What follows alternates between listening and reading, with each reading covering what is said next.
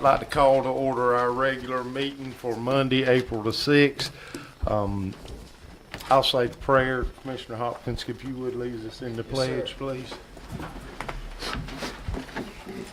Lord, we just thank you for this day. Thank you for the opportunity to come here and lead, guide, and direct this county in the way you would have us to go, Father. We pray that you would be with each one of us as we make our decision. Be with all the people here and their families, and pray that you would just watch over us, continue to lead, guide this county the way you would have it to go. And we thank you for yesterday and Easter and all it means to us, your Son, rising from the dead, so that we have assurance of life after death and forgiveness of our sins. We ask all this in Jesus' name. Amen. Amen. I pledge allegiance to the flag of the United States of America and to the republic for which it stands, one nation, under God, indivisible, with liberty and justice for all.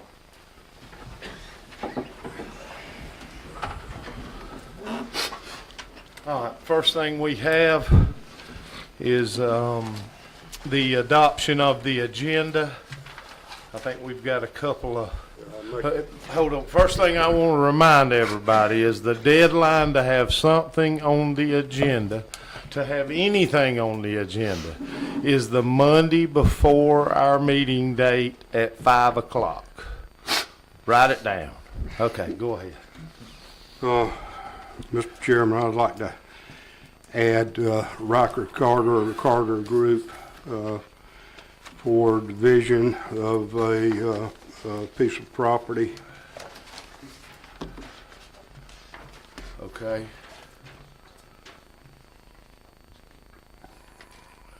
You adding this as Echo, Foxtrot, or is this a concern? Well, we've got several. We can do them all at one time. We also have a plat from Clayton Hendricks that we looked at last month and approved for him not to have to pave a county maintained road, because they are all on that county maintained road. And the piece of paper that you have, yes sir, Mr. Franks has got it out, is just the final plat that they have for him to continue on his completion of that project. And we also have the consider and approve the bus shelter for the transit building, and this is all in that transit trust fund. It's already approved and everything, but it was just over the administrator's limit, and we just need to, they've already got bids on it. On this piece of paper right here, it shows the lowest bid. That'll be one more thing that we need to approve so that we don't hold them up. So, I'd be under new business. yeah, we're gonna have to, I guess we need to vote on them. Did you make that in form of a motion? I did. Okay. I'll second it. Okay. So,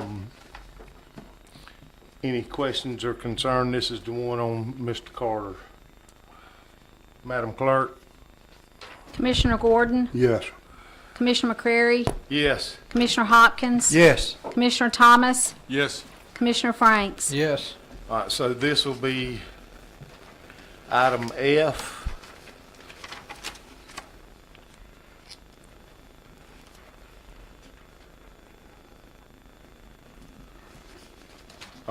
The next thing is the plat to, it's already been looked at by our engineer and the code enforcement, Kyle, and they've already approved it. We just need to put our final stamp on it, and that will be the one with Clayton Hendricks. I'll make that motion that we allow this amendment. I'll second it. Thank you. Madam Clerk?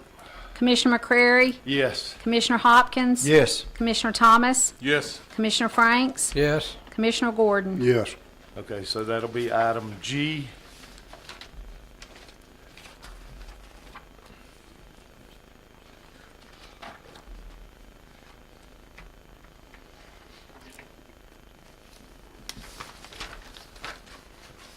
And the next thing is the approval of the shelter for the, or consider and approve the shelter for the transit buses. I'll make that in the form of a motion also. Second. Thank you. Madam Clerk? Commissioner Hopkins, Yes. Commissioner Thomas, Yes. Commissioner Franks, Yes. Commissioner Gordon, Yes. Commissioner McCrary. Yes. So that'll be item H under new business. Consider and approve that transit shelter.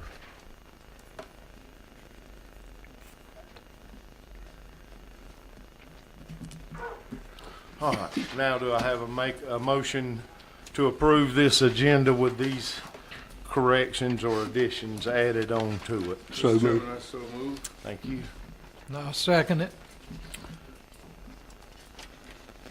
Madam Clerk? Commissioner Thomas, Yes. Commissioner Franks, Yes. Commissioner Gordon, Yes. Commissioner McCrary, Yes. Commissioner Hopkins. Yes. All right, next item is approval of the minutes from our regular meeting, March 2nd, 2026, our called meeting, March the 11th, 2026, our work session, March 11th, 2026, and also the called meeting on March 18th, 2026. You want to do those separately or all We're together? going to do them all together. Yeah, I'll make the motion. We accept the minutes of the meetings for all four. Second. Okay. Any questions, comments, concerns? Madam Clerk? Commissioner Franks, Yes. Commissioner Gordon, Yes. Commissioner McCrary, Yes. Commissioner Hopkins, Yes. Commissioner Thomas. Yes. Presentations and announcements, we have none. Citizens' concerns, Miss Christina Benjamin, Pepper Hammock Project. I will remind y'all that we follow Robert's Rules of Order. The chair shall enforce the rules of decorum. The purpose of the meeting is for the Board of Commissioners to conduct the county's business. Meetings shall be conducted in an orderly and respectful fashion. They are not a forum to belittle, ridicule, or embarrass county commissioners, other county officials, county employees, or others. Public participation, members of the public may speak for 5 minutes. Mr. Beaver will put a timer on it and may only speak on the subjects that's listed in here in our notes. Members of the public are expected to comply with the rules of decorum. Individuals violating any of these rules of the board may be ruled out of order by the chairman or a point of out of order by the commissioners, and a majority vote of the board shall rule on the point of out of order. An individual violating the rules of decorum may be removed from the meeting at the direction of the chair. It's on. Amanda said it was on, Ms. Christina. It's on? Yes, ma'am. Yeah. She We said it was good? on. I'm sorry. Okay, no problem. I just want to thank everybody for coming out tonight, and I want to thank you, commissioners, for the opportunity to speak to you today. I want to thank you, first of all, for writing an ordinance regarding protecting the county from the problems that commonly occur with solar projects, especially the safeguards that involve decommissioning. Second, I want to express concerns about Pepper Hammock, a solar facility and energy storage project that involves about 4 square miles, for which Bright Night made the first public presentation in the January 2026 commission meeting. Part of the presentation included a slide list of 14 studies, and that's what I handed out to you all. And the Bright Night representative stated, quote, "All of these studies have been completed to date with no detrimental findings at all." Now this sounds like good news, and I believe the county did do their due diligence in some aspects regarding this project. But I have a question. Did the county confirm this specific claim? My concern is that Bright Night has virtually no history in established energy projects. Only 2 projects have actually reached completion. So I feel very strongly about the need to verify in such a case. Hence, my open records request to both the county and the state. The county responded that several of the studies listed including wetland delineation reports, cultural or historic resource assessments, property value impact analysis, FAA determinations, have, quote, not been submitted to the county and are not maintained by Wayne County, unquote. My question is, how could the county ever verify Bright Knight's claim that these studies have been completed with no detrimental findings at all when these studies were not submitted to the county? Is the county concerned about ensuring the accuracy of all of Bright Knight's claims? It would be one thing if Bright Knight had solid experience completing these kinds of projects successfully, but I don't see a record of that in my research. As of now, I can't find evidence of all these completed studies and whether or not the findings were detrimental. Let me try to explain why this matters. It matters to Mr. Rod Gajeski, the farmer who I met this year, and he's here tonight. I met him this year. He just moved to our county to retire, and he has property right in front of the proposed location for this solar project. It matters to Mr. Gajeski, the known and unknown long-term effects of a solar facility, especially in terms of soil quality. Solar energy projects have a history of increasing surface temperatures for the area they are in, and in spite of the proposed pass-through areas, wildlife will still be displaced. I appreciate that we have a data center ordinance, but it matters to Mr. Gajeski whether a data center is constructed at the same proposed location for the solar project at some point in the future. It matters to farmers like Mr. Gajeski whether or not he will have to invest in a deeper well in order to sustain his farm. Sometimes economy and jobs is presented as a bright spot or a pro for data centers, but how many Wayne County citizens would be employed permanently if a data center is established? Based on the International Economic Development Council, data centers are among the lowest long-term job creators compared to other industries. And this council estimates that data centers only employ about 20 people post-construction, with about half of them coming from other places due to the specialized expertise needed.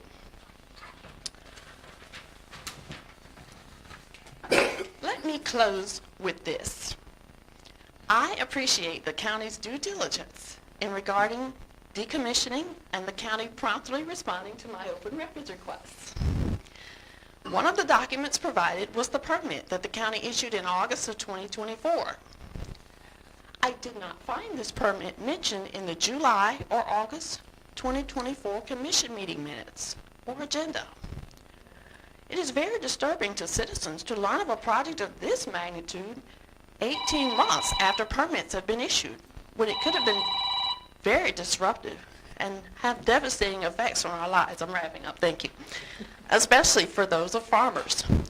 Real farms feed us. Solar farms and data farms do not.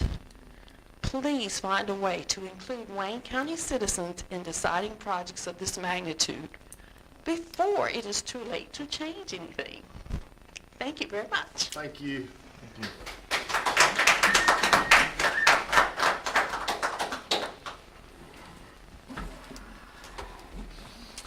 All right, that's all the citizens' concerns. I do encourage anybody, if they have concerns like this, anything like that, we do have work sessions. We had one last month. Our administrator does try to get the professionals in, and we pretty much have an open forum for any concerns you have or anything. And when we have the professionals here, they can bring out the information that the questions that you're trying to answer. They have those answers, and if not, they can get them to us in a fairly timely fashion.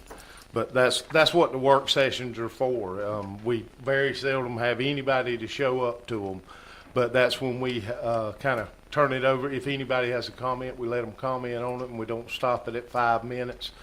All right, next item, public hearings to close and abandon Hazel Lane.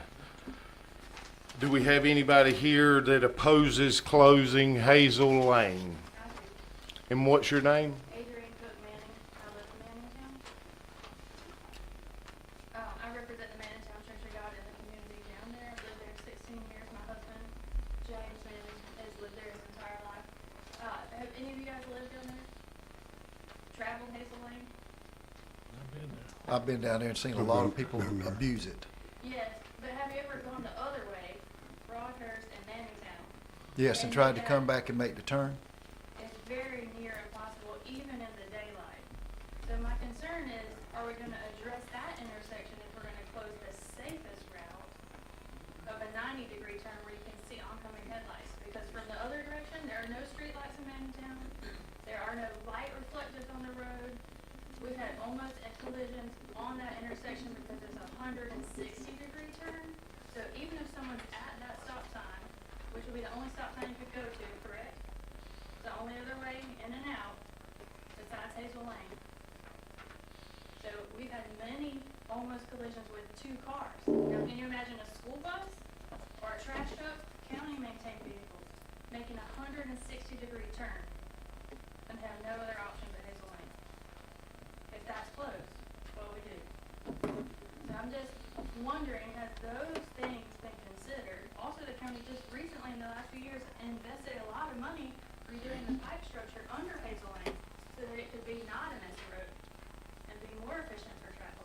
It's also a high wildlife area. We have hunters that come from out of town all the time that are traveling down there. That means there's a lot of wildlife. But the absence of streetlights and reflective lighting on the road, I choose to take the safest way, which is Hazel Lane, unless it's so muddy that it's unsafe. Now, I have 5 children. So my concern, every time I've ever gone the other way, is especially there is a lot of traffic in and out. Unless you live there, I didn't know it existed until I moved down there. Okay, but it is a big deal for us that live down there. Unfortunately, it's spring break week, so a lot of families couldn't be here.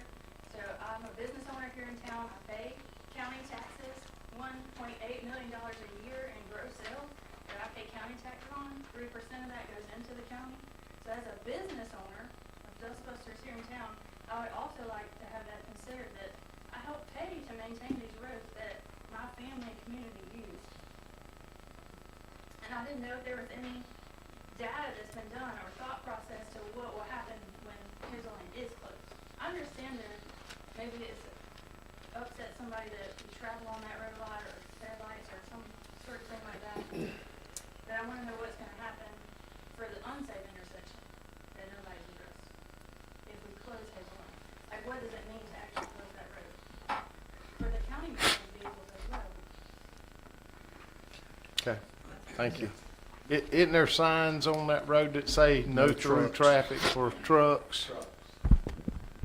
Yeah, so, and I think that's part of the concern that they have, is so many trucks. I think log trucks are using that. And that's probably something we need to address, is the way that intersection comes in, because I know we've had several, that it's hard for semi trucks to look back and can't angle enough to get through there.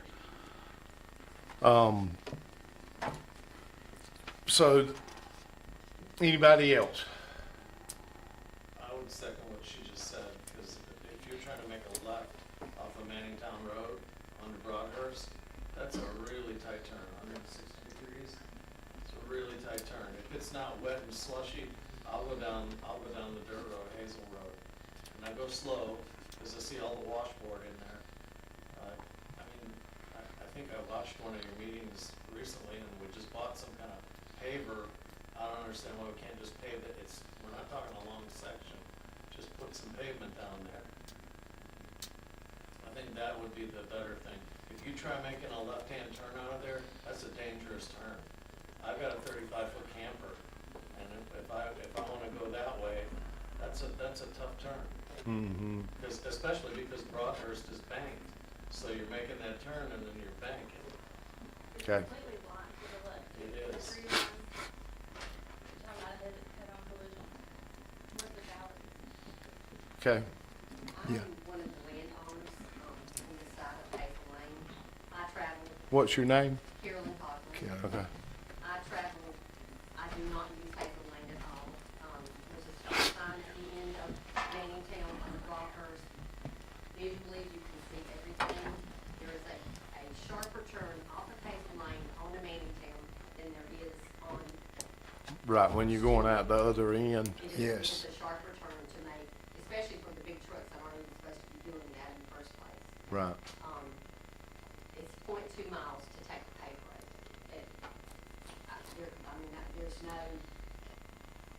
There's no more danger taking the paved road than the dirt road. Okay.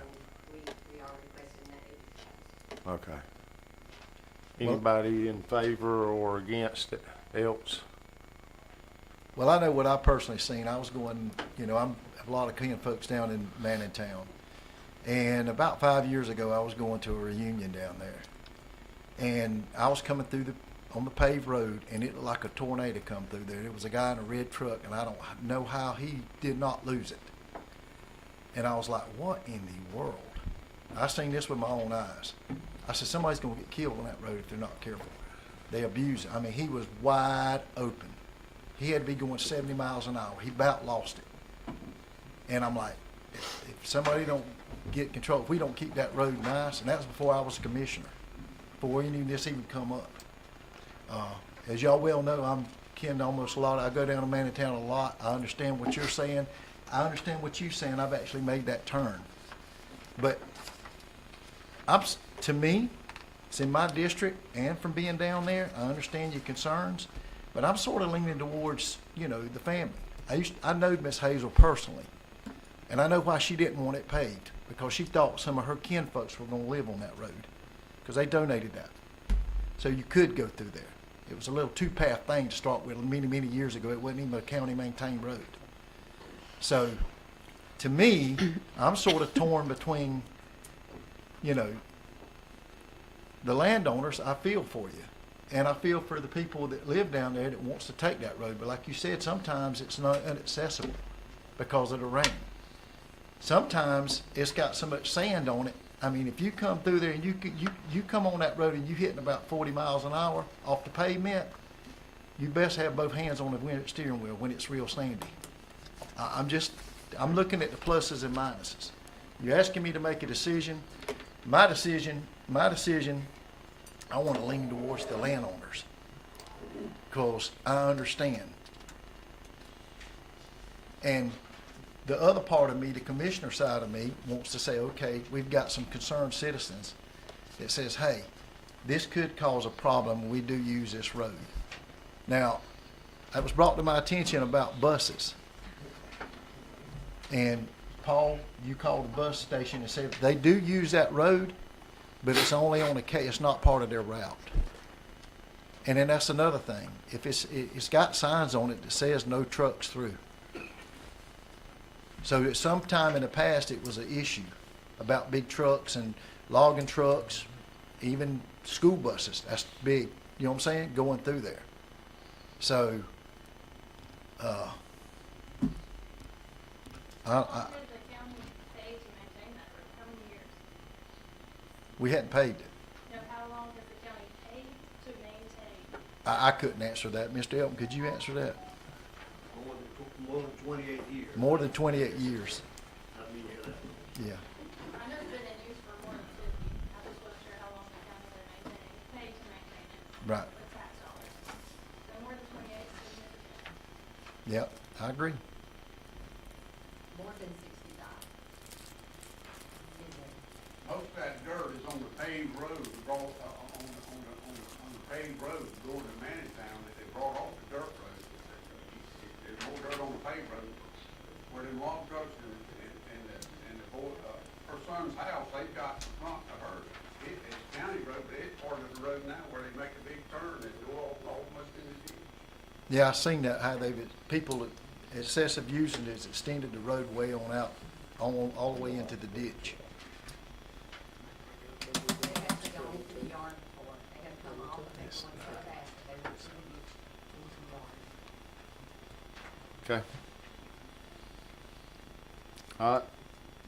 Under new business, consider and approve to close and abandon Hazel Lane. Yes, sir. Just add a little information. There is a real problem with making that left turn off of Manningtown back toward Broadhurst. It would probably be advisable if we do this closing package, if we do something to address that safety issue. If we do that, we're gonna need some right of way in that corner. We don't have enough right of way, because I noticed the pavement goes a good bit across there, I guess. I don't think we've got enough. I'd like to be sure that that was addressed before we close it, and then we have to go back and acquire right of way. So- Okay. So from that thought, what I would suggest, and you probably need to have some idea of what the cost of this project is to let us come up with some numbers and estimate of the cost of the project and what right of way we'd need. And at that point, then you make a decision or either get some sort of guarantee for right of way to do that. So Okay. I'd like to make a motion on what Mr. Elton just said. Let's look at the possibility, you know, of opening that turn there at Manningtown and see, do we know who owns the land? Is that Miss Hazel's? No. It's the same property owners, I think, that are wanting to close it, if I'm not mistaken. It would be the corner, the tight corner there at the intersection of Broadhurst Road. and Okay, so you're wanting to make a motion to table closing Hazel Road until we find out about the right of way? Right, so we've got two options. If we decide to close it and honor what the property owners want, then at least we've got another option to make it more safer to make that turn. Yeah. And if that's not, if the cost is too much, you know what I'm saying? Then that can be a big determination on if I would want to close it or not. Okay. So you're making a motion to table it? I would like to table it till we get further information on making the correction Okay. on the turn from Broadhurst to Manningtown Road. I'll second that. Okay. We have a motion and a second. Any more comments? All right. Madam Clerk? Commissioner Gordon, Yes. Commissioner McCrary, Yes. Commissioner Hopkins, Yes. Commissioner Thomas, Yes. Commissioner Franks. Yes. I just want to say this too. We want to do what's right by the property owners, but we also want to do what's right for safety. Look, y'all are all community. I know every one of y'all in here. There's not a one of you in here that if we close that road and somebody got hurt, we'd feel bad. So we want to do everything as a county to make it as safe as possible and honor the landowners' wishes if possible. Fair enough? And thank y'all for coming. You know, this has been it's been hard for me because I'm family close to a lot of folks are my kin folks, and you know, I don't want this to cause any problems. We all want what's best for the county and what's best safety. Thank you. If y'all would try to get Mr. Elton, Brandon, if y'all can get us that information the Monday before our meeting at 5 o'clock before that, please. And then we'll look at that because it's tabled until the next meeting. Just had to throw that in there. All right, that's all of our public hearings, and our next item on new business, consider and approve change order for the radio towers. This is another thing that we spoke on during our work session. I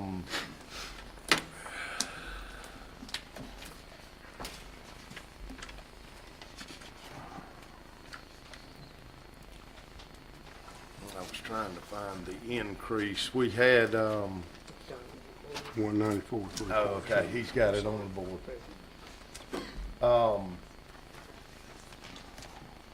So the original cost was $572,000. To use the water towers was an additional Yes, sir. $194,347.10. The cost for ARP and SPLOST is $766,347.10. I think during the work session, the sheriff spoke about this, and we all talked extensively on the need for this. And you know, when these deputies, ambulances, fire department, everybody's affected. Isn't that correct, Mr. Mosley? Once they get out in some of these areas, there is no contact with the public, and if they get in trouble, they have no way to communicate with anybody if they need backup, if they need some kind of assistance, or if they're unable to assist the person that's out there. So for the total cost is 766. Isn't that what we're approving, is the 766,000? Well, you've already approved the 572, so it's just the increase of the 194. Okay. Okay, so I make a motion that we approve the $194,347.10 for us to be able to do these installations for the I'll second that. towers. Any more questions, comments? So the towers we're talking about, we were talking about attaching these to the satellite towers, and it was going to be real costly, real costly. And that's what we found out, Commissioners, in reference to the cell phone towers. It was quite a bit more than what we were anticipating. Yeah. And so then the company, Radio One, they come back with, they've done these projects before where they Right. placed them on the water towers, so it's just basically the equipment or the infrastructure to put on top of the towers. And this is a one-time expense. Yes, sir, it is. Where the other way would Would have be been a monthly huge, fee. Yes, huge yes. expense. Yeah. Yeah. So I think this is the better deal in the Definitely, long run. definitely. To get what we need for us, communication for ourselves. Well, because there's nothing saying they don't go up on those prices for us using their towers. I mean, we don't have any assurance, but except for this route. Understood. Where was Forestry Tower? There in Grangerville, Grangerville. Oh, yeah, I'm sorry. right there. And then the Odom Water Tower and the Scriven Water Tower. I'm good, Chair. Okay, Madam Clerk? Commissioner McCrary, Yes. Commissioner Hopkins. Yes. Commissioner Thomas, Yes. Commissioner Franks, Yes. Commissioner Gordon. Yes. Next item is consider and approve revised policy change for the Board of Tax Assessors. You want to go through this one? Well, it's basically just, and Mr. Beaver may be better at going through it than I, because he redid it, and it's basically just cleaning up the language in reference to the Board of Assessors' monthly meetings and the requirements and the pay. I think Mr. Beaver we had some concerns, or he brought it to my attention, had some concerns in the way it was read, even though we and y'all understand what the intent was. His concern was 10 years from now, none of us are here, someone reading that ordinance, or that personnel policy rather, how they may interpret it. So basically what he did is he just went in and cleaned it up some. That and the language for the training day travel. I was just really going to say it's really more pertinent to the second bullet point on number 3 right there. The way it was written before left some discretion whether you meant to cut off the monthly stop or their monthly stop, and in essence say that they're supposed to get paid $300 a month as long as they don't miss more than 2 meetings. If they miss the first 2 meetings in January, the way it was written before, made it seem like they forfeited the rest of that $300 a month stipend for the rest of the year. I believe the intent was basically to not pay them during the month of the third missed meeting if they attend, to keep paying them, but then if they had a 4th or 5th, not pay them for the month that they missed those meetings afterwards. And this is something that we've been working on for a while, because we all know that the Board of Assessors has a very important job in keeping up not only with the assessors, but just making sure all the rules are in compliance and everybody is taxed fairly. Even though you may not, but you have the opportunity to go before that board and appeal it and be able to either get it changed. If you can convince them that it's not fair, you can appeal it, or it can go before the Board of Equalization. But we just want to make sure that we have people that are not only compensated for their time, but also that they are knowledgeable, because a lot of this includes training and things like that that they have to go to. Sometimes they're not paid, they're not compensated for some of this stuff, and the board wanted to make sure that they were compensated for it, so that that would not be a reason that they did not go to training and were not enough qualified to be able to do their job as a board of assessors. So I make a motion that we approve this language. Second. Any more questions, comments? Madam Clerk? Commissioner Hopkins? Yes. Commissioner Thomas? Yes. Commissioner Franks? Yes. Commissioner Gordon? Yes. Commissioner McCrary? Yes. Next item is item D. Consider and approve quotes for recreational vehicle. We did get 3 quotes. The lowest bid was J.C. Lewis Ford, is that right? Yeah. Yeah. At $57,335.25. And this was in their original budget that we What? approved. SPOS. But yeah. Right. I mean, that's where the money's That's coming right. from, is SPOS. Yeah. So, yeah. Yeah. So do I have a motion to approve this vehicle? So moved. I'll second. Thank you. Madam Clerk? Commissioner Thomas? Yes. Commissioner Franks? Yes. Commissioner Gordon? Yes. Commissioner McCrary? Yes. Commissioner Hopkins? Yes. I'd like to comment on that if I could. Okay. There are authorized dealers for government bids in Georgia, and I looked them up. Woody Folsom, Baxley, J.C. Lewis, Savannah, Kings Colonial, Brunswick, Monumental, Glen, and McIntosh, and then Murray Ford and Kingsland. I'd like to keep these in mind if we go for other bids, because normally a dealer that is authorized by the state for government bids can outbid the regular Joe Blow dealership. Okay. Good point. Okay. We've already voted on that, correct? No, yes. Oh, yeah. Okay, so next item is E, discussion of invitation of proposal for solid waste collection. Commissioners, this is just nothing more than a discussion item. The solid waste pickup is, the contract's going to end in December of 26.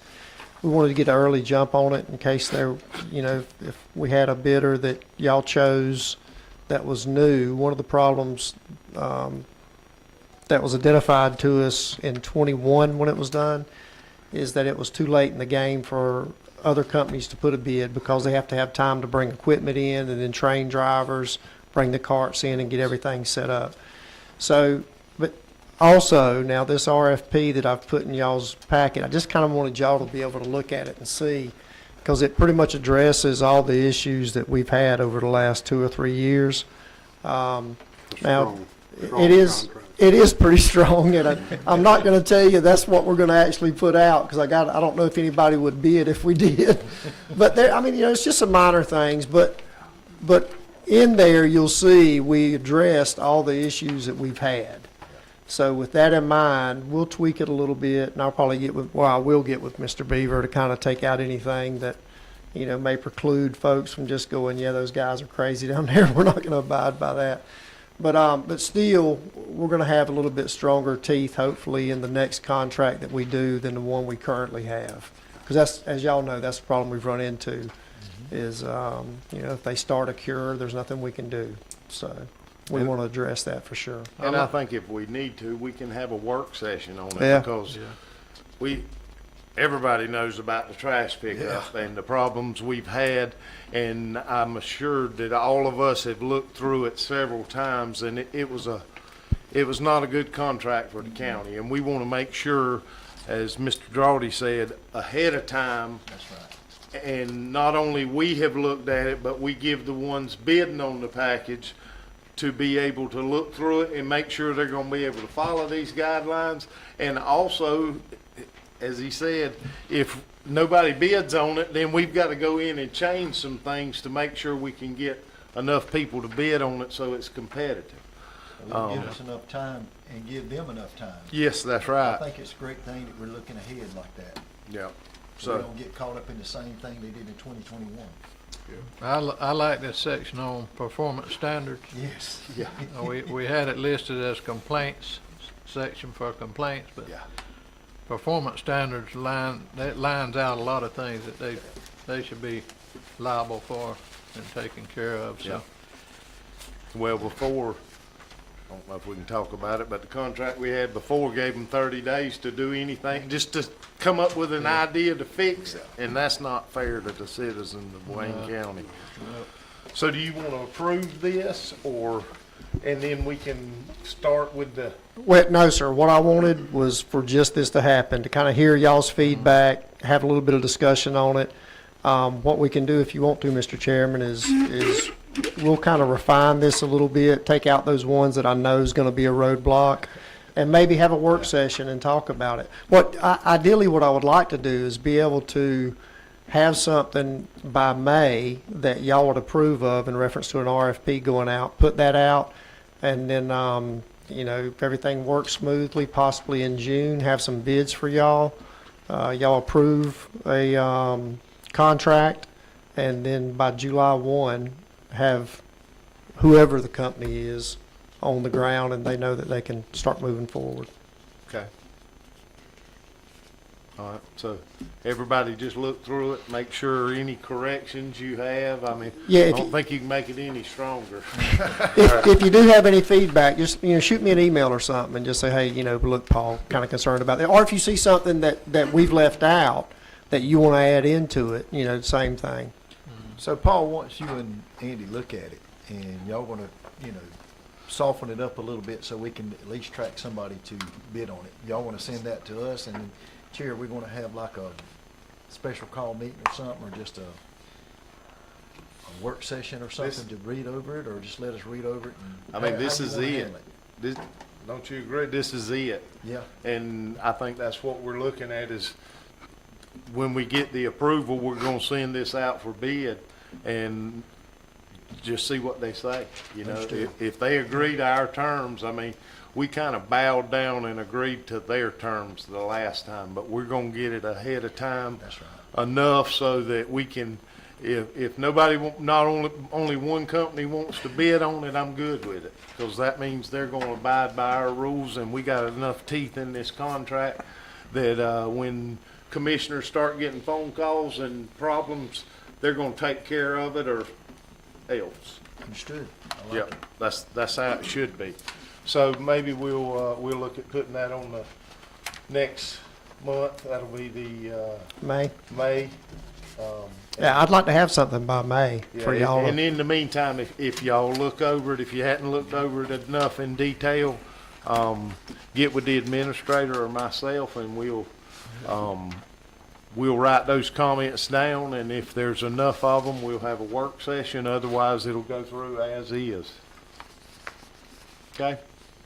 Yeah. Thank y'all for getting that together for us. Definitely a lot better than the one we have now, for sure. All right, next item, item F, Mr. Riker Carter.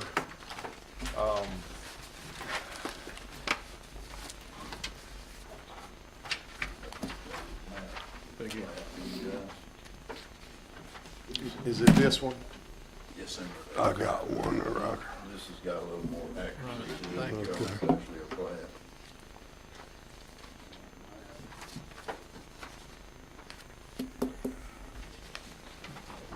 Oh, this one has the, Yeah, that actually has a division on it. Okay. Surveyor. okay.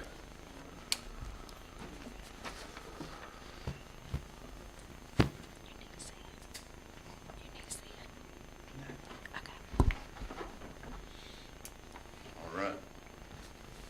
All right, so I'm here with the Carter Group representing Mr. Murray in a division of 181 acres he has on Owens Road in Odom, Georgia. We've come up with a scenario to sell property. We know the county has an ordinance in place that piece of property can only be divided 4 to 5 times. And so we have done, some of you might have a check mark on yours, but that's the 4 that we've already done. I've worked with Mr. Jones at the department through this right here, and we know we had to come before you guys to divide this. It's pretty simple. This property is a large 181 acres. It's in what they call the Cuba Conservation Program, so it has to be 12 acres and larger to sell it. So that's the reason it was done the way it was. And so we're coming before you to say, hey, this really isn't like what the subdivision regulations say. This is a divided piece of property in the 30 acres, 29 acres, 12 acres, 19 acres. It's 3 miles down a country dirt road in Odom. So I'd just like to see if we get approval to divide it like this.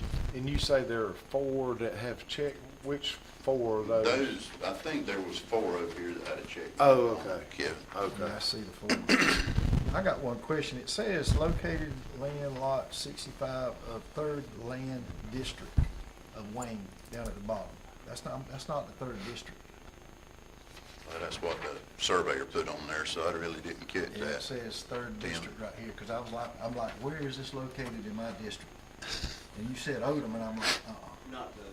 Well, It's not commissioner land district. yeah, it's So not. it's a land lot, it's not like a district? Yeah, it's We different. district of That's county? right. I got you. Okay. Thank you. Yeah. Clearing that up. I was like, woo.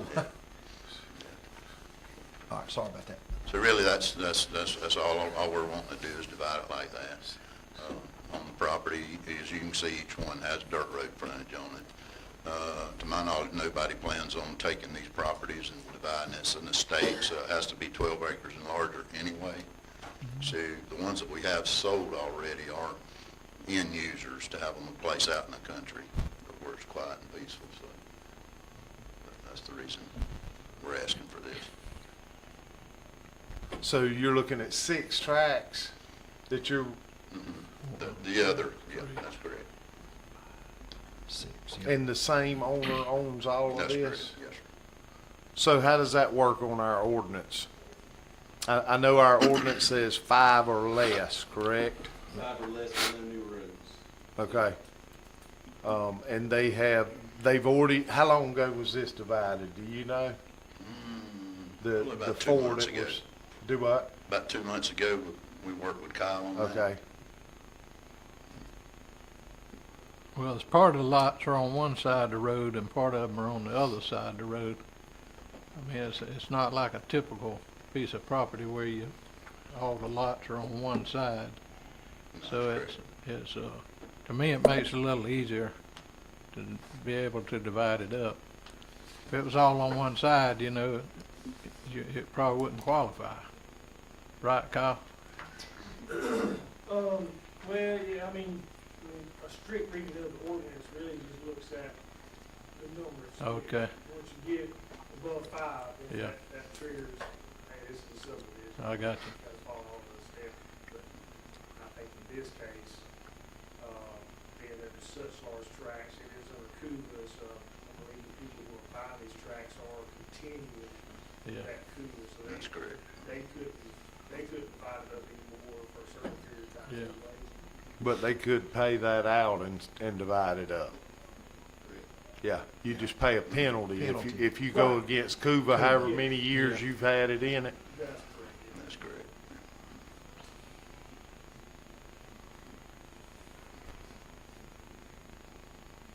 I don't know. I mean, they've been looking at this, engineered, code enforcement, and our lawyer, everybody has been looking at it, because we've got a lot of ordinances and things that need to be changed. Right. But they have not been changed yet. And that's the problem that I have myself, is because it's more than 6, and if you spread them out over months, then anybody could get around our ordinance. And I see exactly what you want to do. I mean, I don't blame you a bit in this world. But to the point of the ordinance is 5 or less. So you would have one that you would have to group You know what I mean? Instead of having 6, you would have 5 or less, and then you would not have that problem of separating it out, and it wouldn't be considered a subdivision, even with the road through the middle. That's the only problem I have, and they're working on it. It seems like every time we change one thing, we look at another aspect of it, and it needs to be changed, or it's gonna conflict with something else, and we have a lot of ordinances that we've been working through, trying to get them to where they're for the citizens in both aspects, so that we don't get a lot of subdivisions that come down the road. I know we've had a couple of subdivisions that have come up, and they were not this extensive in these big tracts like this, but we specifically told them, don't expect the county to pave these roads, because they were on a dirt road, and we made sure that they knew of that. Right. Yeah, so I understand. I remember when they changed that ordinance over to 4 or 5 way back when. Yeah. Right, and I think it was a whole different concept, the reason that it was actually done back in the day. And That's right. I can see why that needs to be Yeah. talked about Yeah. and adjusted. Yeah. Any more? Well, I see this as being like many farms, and, you know, I don't see it as like a subdivision. You got, the smallest one is what, 16 acres? We've had one that Something was like 12. 12. Then there's a 16, and then the rest of them are 20 plus, 19. They may have been one at 19, but yeah. Yeah. Well, number one's 6, but you said it's already been sold? Which The one? one with the check is 6.5? Yes, that's correct. I sort of agree with Mr. Randy. There's enough land here around it. It don't feel like a subdivision to me. Well, yeah, I mean, to me, it don't, to me. It's like little mini farms. Well, and the only thing that I'm looking at is, if I bought this 29 acres right here, and I wanted to put a subdivision in there, and I go back to the county's paperwork, and it says that we have waived the subdivision ordinance, even though it's a different owner, that's the only thing I would see there may be a problem. And I'm just looking at it openly as another citizen. I don't want them to think that I've done something for somebody that we're not doing for everybody else, and I don't want to get a wave of people coming in here saying, well, if we do big tracts, we should be able to get a waiver on it.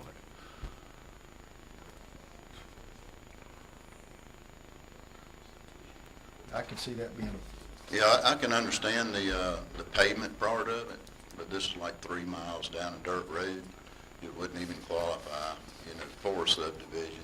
I mean, it doesn't even have paved road frontage to it, so you're looking 3 miles out in the middle of Odom out there. So, I mean, I've been doing this like 37 years now. So, for me, I don't consider it a subdivision. That's the reason I think we do need to, the county needs to look at how they actually, consider what is a subdivision and what isn't a subdivision. I agree. Right. I agree. Yeah. And I've said that ever since I've been in office. If we don't agree with something, we need to get it changed, but until we get it changed, we need to abide by it.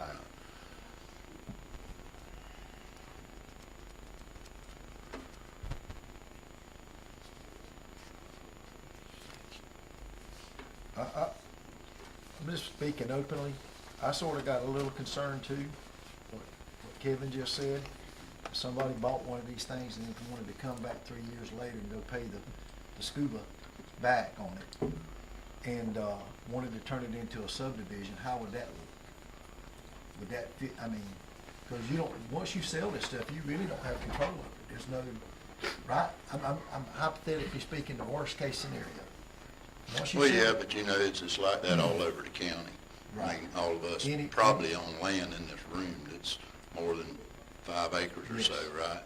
Yeah, so, it'd affect all of us, even if our kids inherited it and we had to split it up or divide it, to get our client a better return. I mean, that's typically what this is right here, instead of just a timberland tract.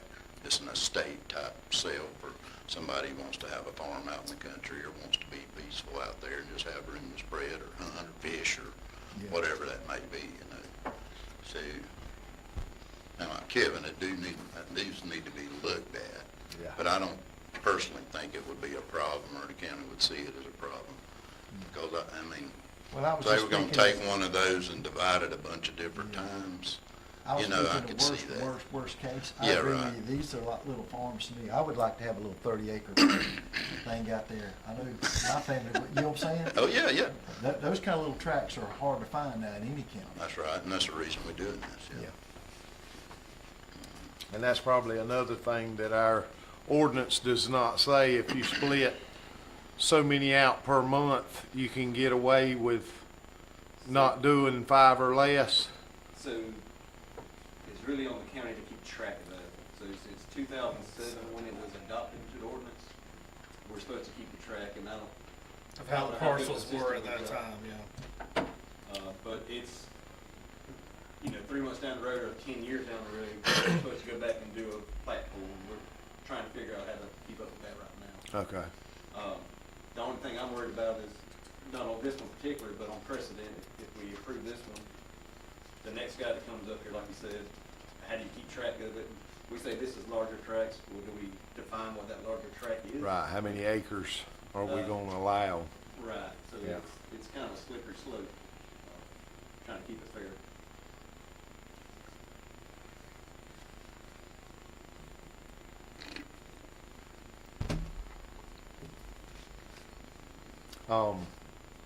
I don't know, I mean, I'll open the floor for a motion to, approve or not approve it, whatever y'all wanna do, but if it does not approve, or whichever way it goes, I would suggest that since he's already got the other 4 done, would that be included in his 5 or less? It would? Okay. Okay, so it wouldn't do you any good Any to, subdivision from 2007. right, so it wouldn't do you any good to combine them to get 5 out of this next section.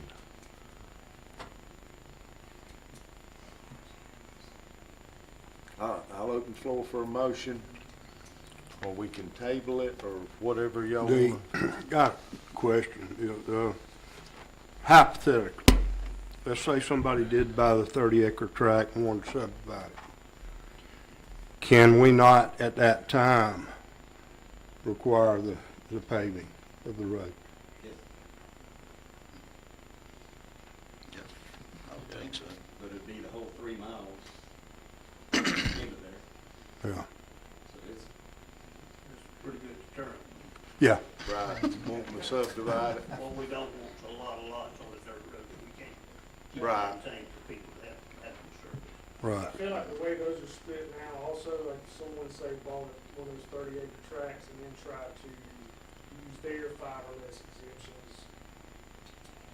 Logistically, it's really tricky to split it in a way where you're not having to create a new road. That's I right. mean, you have that where if someone wants to do it, they're gonna have to pay the new road going through the middle of that to access each lot, plus potentially having to pay the existing county maintained road as well. So you kinda got that hurdle each on. So you're saying they'd have to pave the 3 miles in addition to that? Well, I'm saying like, I don't, some of those lots, I don't see how you would, someone in the future being able to split those under the current exemption without creating a road in the middle. Right. You'd have to do a whole bunch of little flag lots to access over the road in order to split it out. Do we have any subdivisions that butt up to a dirt road and there's a paved road from the county maintained dirt road into it? Do you know that? Okay.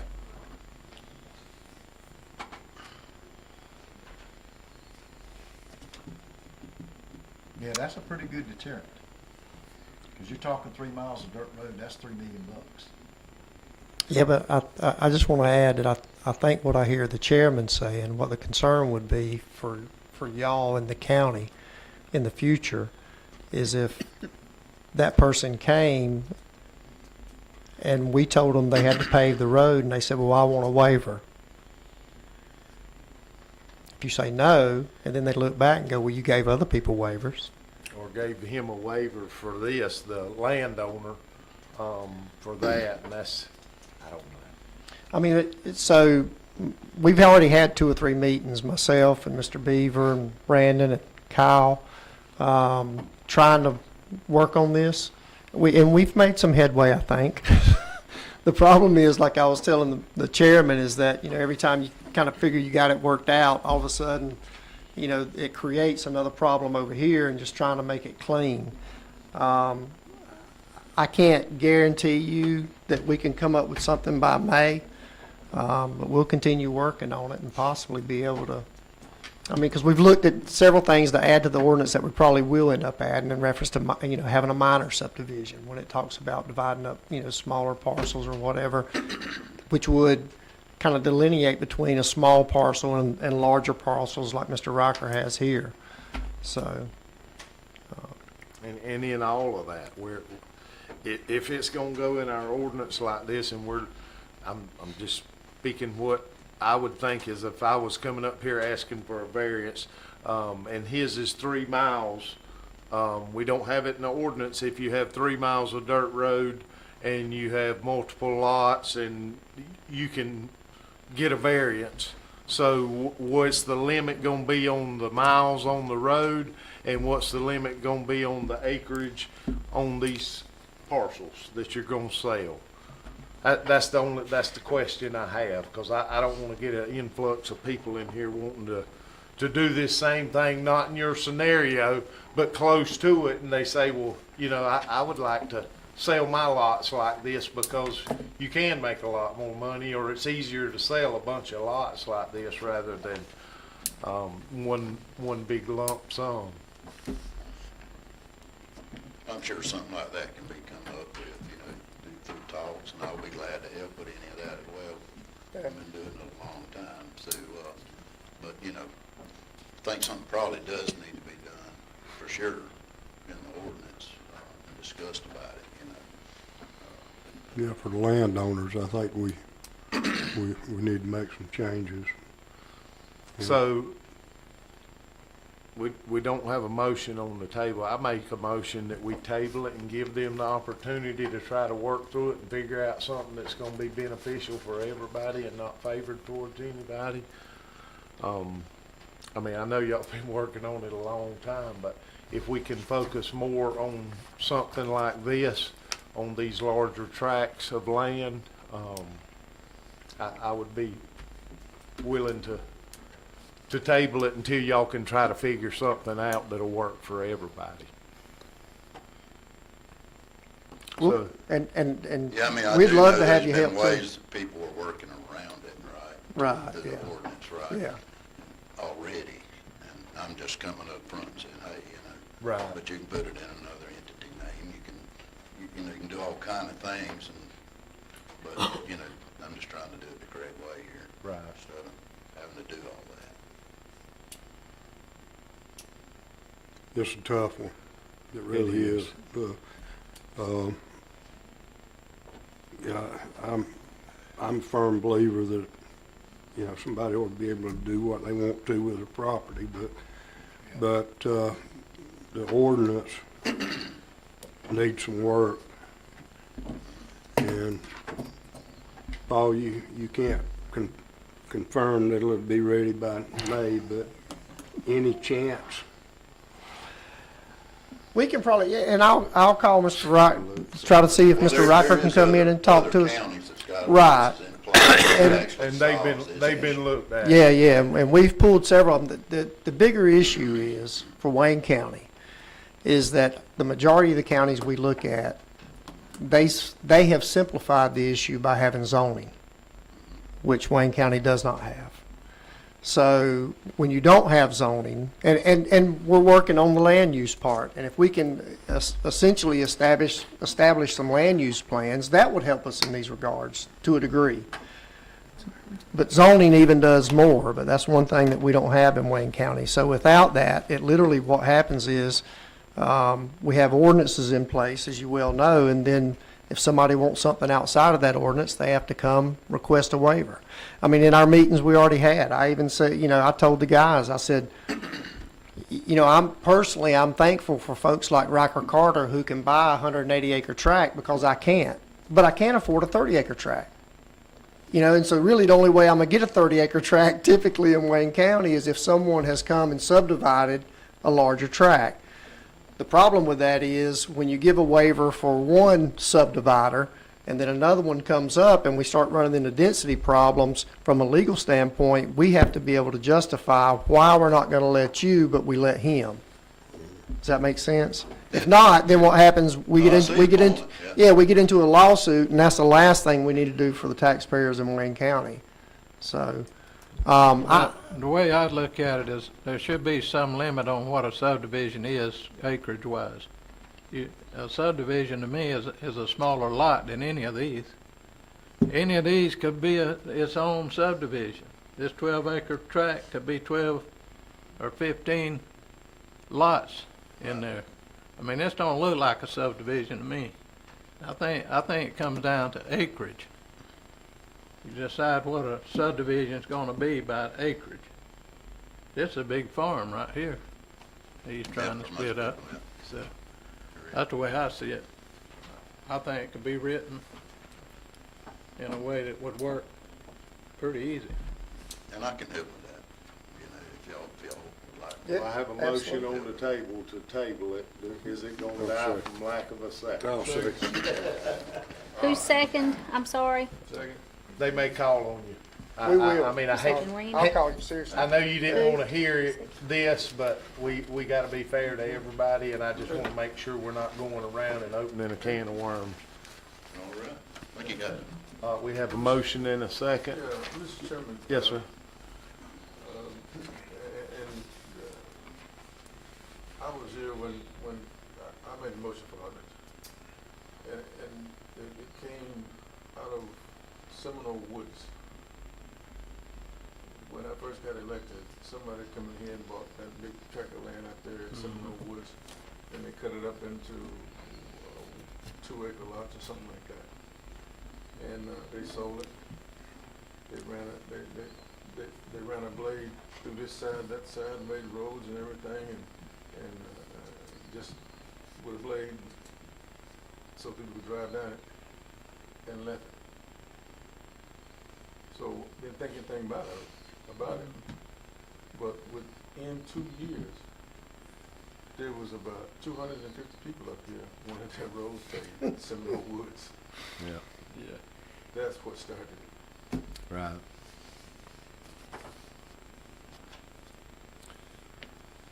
Madam Clerk. Commissioner Franks, Yes. Commissioner Gordon, Yes. Commissioner McCrary, Yes. Commissioner Hopkins, Yes. Commissioner Thomas. Yes. Next item is the Clayton Hendricks plat. That's the one we looked at the last time on paving the road. And is that Beaver Dam? Beaver Creek, okay. And we did decide that that road did not have to be paved by him, but he has got us a plat here of how he would like to section these off in this RV park. And it's a certified, it's not certified? It's not an actual plat, it's just a site plan. Okay, Our ordinance doesn't call for a plat for RV parks. It just calls for a site plan to be submitted to the county. okay. And that's just a portion of the total construction plan. There's a lot more that went with it, but that was easier to look at. Okay. Yes, sir. Adam with Goose Creek, happy to be back. Just like Mr. Purcell said, we got a kind of a soft yes on the paving to make sure I was spending the client's money wisely. We've completed the construction plans, as far as I know, to the county standards, and just looking for approval of the layout. For the next step in the process. So this should be the final, if I'm not mistaken. So the construction plans have already been reviewed, and as long as y'all accept them, we would then go into construction. Okay, I have an NOI need to file, but besides that, yes, sir. okay. And y'all have already looked at this and y'all have already approved it? Yes, sir. Okay, But happy to answer any questions. okay. Piggybacking on that, he wouldn't be able to expand this without paving the road. We'd have to go back and look at that. Right. These 12 lots, Yes, sir. 12 lots will work for not Right. paving the road. Okay. And I do want to make sure that's put in the paperwork, because we've done that on several. to make sure we did one up off of Lake Linnell, and even that should have been added in there. Don't expect us to pave the roads, because there's a lot of people that bought a house on a dirt road, lived on a dirt road for many years, and they're calling me wanting their road paved. And I can assure you, I'd say 98% of them have not paid over $1.2 million per mile to get them paved. And I mean, we try to do everything we can. We don't want taxes to be outrageous. I mean, this ain't even got nothing to do with it. Anyway, but we do what we can, but we don't want to make taxes so outrageous paving every little dirt road. And that's what people need to be aware of when they're going to an RV lot down here. It's going to be on a dirt road, and if we ever get the money to pave it, it'll be paved. But Mr. Elton's still going to be here in 50 years. They need to ask him and make sure it needs to be paved. So, if, Like me, Pearl, I'm proud. If the commissioner does decide to accept this, I do not mind at all. I thought I actually had it on here. If a condition for the approval would be to update the plans with that note, I don't mind at all. Okay. I'm putting that these roads will not be paved by the county, and any expansion into the park will require resubmittal and pavement of the roads. okay, And I apologize for that. That was supposed to be on that. okay. All right, as long as they've approved it, I don't have a problem making a motion that we approve this. I'll second. Okay, any questions, comments? Madam Clerk? Commissioner Gordon, Yes. Commissioner McCrary, Yes. Commissioner Hopkins, Yes. Commissioner Thomas, Yes. Commissioner Franks. Yes. Thank you. Thank you. And this is just for clarity of the county's record. That approval was with the request for me to change the plans, to add the note that I talked about? Yes. Yes. For Okay, sure. just to make sure it was in the record. Thank you. Yes, thank you. Chair, I got a voice phone call. Okay. Okay.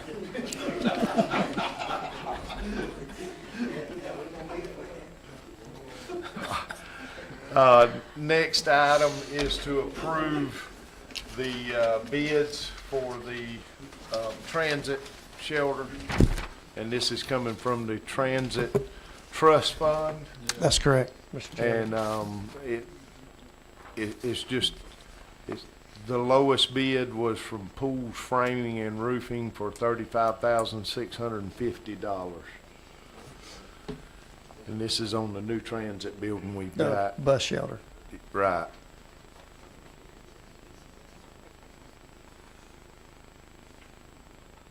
Mr. Chairman, that's the lowest bid. Yes, sir. I make a motion to approve. Thank you. I'll second that. Any questions, comments? I'm happy to see this happening. Yes, sir. In our region, we have done a great job of running transit in Wayne County. I can tell you, as I gotta say now, as a past chairman of the Region Commission, so many years, we use transit more than any other county in this region. I'm talking about 17 counties. And I made a motion to bring transit here, so I'm proud of that, and it's still here. But we're in a position that basically we pretty much get what we want from transit, from DOT, and we're looking right now, starting back up after the shutdown, after the pandemic and everything, trying to get transit back up to full speed like it was, because we were making the most trips anybody else. And other counties, I've done my research, and we need to look at this, and later on, or as soon as possible, of hiring maybe 3 full-time drivers, so that we can go back to running our transit full-time, sometimes 24 hours, because you got people working at night, different shifts, whatever the case may be. We did that, and we did it well with part-time drivers, but right now we don't have that manpower. So other counties are going to hiring maybe at least 3 full-time people and then they will carry the load and the other part-time people fill in. Transit, DOT will pay for it, just like the building. We just need to put down what we want and ask for it. Okay. Thank you. Can I comment on that? You can. I've had a couple calls about people wanting transit service on the weekends. Have we ever had weekends? Yes, sir. We have had transit service on the weekends, but because of lack of drivers, Yeah. we stopped doing Saturday and Sundays. But Carolyn, we just spoke actually this past week, and our drivers are building up, so we're looking at starting to work again on Saturday and Sundays, starting May 1st. Okay. That's good. And I want to say this too, Mr. Chairman. At one point, we were running transit so hard and fast. We was running on the weekend, and we were even making runs to Jacksonville until we found out we couldn't drive out of state and we had to stop. Andy, you didn't hear that. All right, so Commissioner Hopkins, we have a motion and a second on the floor to approve pools, framing, and roofing for $35,650 for the addition on the shelter. Madam Clerk? Commissioner McCrary? Yes. Commissioner Hopkins? Yes. Commissioner Thomas? Yes. Commissioner Franks? Yes. Commissioner Gordon? Yes. Next item, appointments we have done, items with the county administrator. I'll try to speed this up. I was going to talk to you about House Bill 1116, but I think I'm going to wait. Literally the last day of the session, they voted on at least a decent bill. The one that looks like was going to get passed was going to impact the counties pretty hard in reference to they had a 3% revenue cap.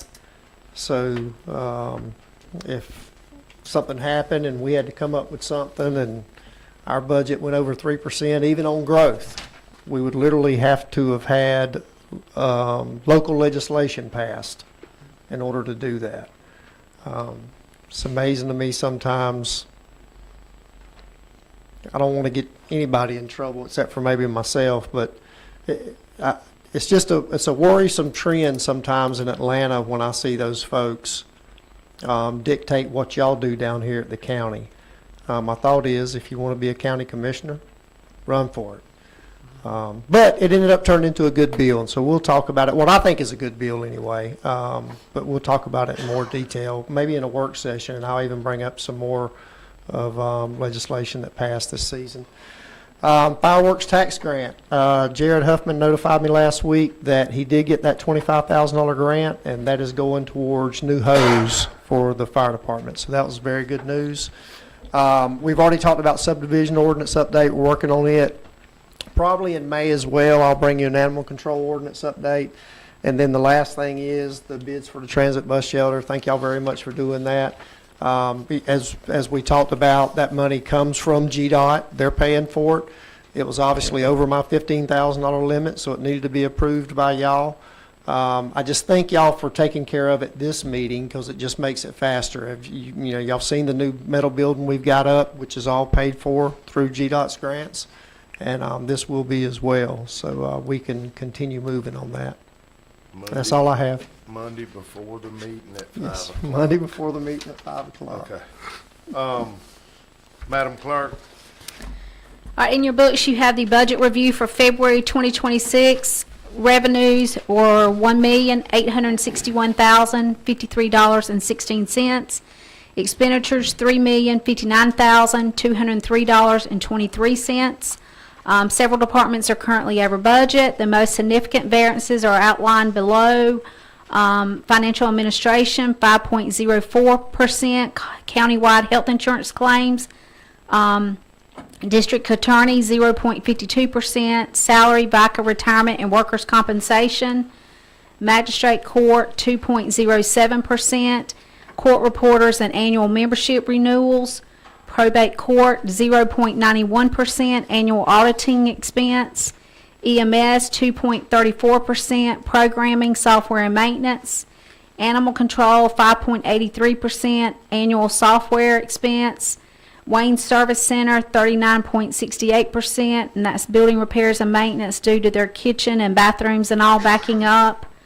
Transit, 1.03%, and that's just because of the Transit Trust Fund grant, because we were spending that money, so that's what caused us to go over budget on that. Economic development, 9.04%, quarterly dues for Heart of Georgia RDC and annual dues. The overall financial summary, county revenues were 4.90% less than budgeted. County expenditures were 0.40% over budget. The fund balances as of March: general fund, $6,106,772.44. Lost treasury account, $9,015,871.43. SPLOST 4, restricted accounts, $3,977,097.12. T-SPLOST, $6,784,558.06. American Rescue Plan, $1,366,928.01. Revolving loan fund, $29,211.57. SPLOST 5, $2,320,401.83. And then the SPLOST 5 construction fund balance as of 2/28 is $15,778,000.23. That's all I got, Chairman. Thank you. Commissioner Thomas? Yes, sir. Thank you so much. I'm very pleased, Administrator, we've come along with our senior citizens building. What? The PowerPoint. Commissioner, because I knew you always go first on commissioner items. So you see on my commissioner items, I've got pictures of the foundation getting ready at the senior center. Okay, thank you so much, thank you so much. I'm anxious to see that get up and get started. Also too, with the senior citizens, everything, we're looking at having a commercial kitchen in there, so we can cook the meals and everything, and even be able to furnish the meals throughout the county to seniors. And so that will help us out a lot, and will save a lot of money for us, and will be very advantageous for Wayne County. Next thing is also dealing with that, dealing with DOT. I've talked to the director and people at DOT, and so I'm telling you, looking down the road, very soon, Mr. Administrator, I've asked, and they gave me the nod that they would. They're willing to pay for us to hire a person to do the reports for transit, and that would take a lot of that off of your office and tying up maybe Amanda and some other ladies or whoever. But they're willing to pay for that. That's not going to come out of our money. They're going to pay for it. And so we think that would make transit run a lot better and everything run a lot smoother. Thank you. So, thank y'all so much. Thank you. I'm good. You good? Yep. I'm good. While I'm at it, I'm Yeah. sorry. That's all right. While I'm at it, the senior citizen building. I've been kind of keeping this close to my vest, but we're going to keep the senior citizen building in the same format as Hall Richardson. So the senior citizen building is going to be named after two citizens who really was vitally in the community, that did a lot of community service, and it's going to be Green Hops. Reverend Charlie Green was a minister. As a matter of fact, he's the one built the house that we bought to build the senior citizen right there. He's the one first owned that house, and then he was real instrumental in the community as a pastor. He was also my little league baseball coach, and so he coached a lot of little kids. He was very instrumental in the community, and of course I'm sure a lot of y'all already knew Edward Hops, and he worked at Rainier, but he was quite busy in the community with the Hall Richardson. They used to keep it open. It used to be open all summer, from morning till that afternoon. We paid people to stay down there. And he and Miss Martha Smith was down there, and that's what we all played down there. So those are the two I'm going to name it after. And matter of fact, I have the family getting the Bible together so we can dedicate it when we get ready to do that. Thought it's gonna be Thomas and McCrary. As long as we've been fighting for this. Okay. Okay. No, I'm joking, I'm joking. No, I don't. No, I'd already thought about it. Because after we named it that, you know, we put our plaque on our building. All the commission names are on that plaque. All right, Commissioner Gordon. I'd just like to say kudos to Ally, looking at the numbers here for, collected, back taxes over $600,000 since last month, and, she's doing a phenomenal job. I agree. Yes, I agree. I don't know if y'all know her, if you've ever had any dealings with her, but she is very thorough, and to me, this is what we've all been looking for. I've said it all along. If everybody would pay their fair share, it would not be such a burden on those who do pay their fair share. And that's exactly what she's doing, is nothing unfair, just making sure everybody's paying their fair share. If you talk to somebody that hadn't paid their taxes since 2009, they're gonna say, oh, well, she's ripping me off, but that's what she's doing.